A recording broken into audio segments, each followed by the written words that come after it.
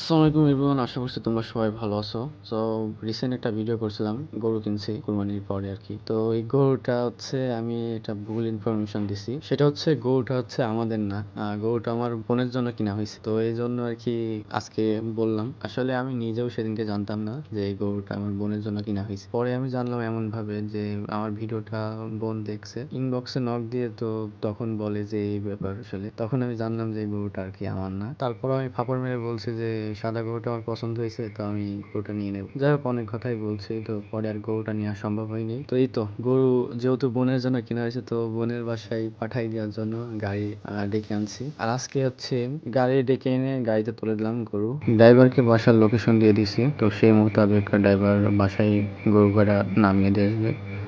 তো এই তো আলহামদুলিল্লাহ সব কিছুর জন্য। তো সবাই ভালো থাকবেন, সুস্থ থাকবেন, এবং পরবর্তী ভিডিওর জন্য সবাই অপেক্ষা করবেন।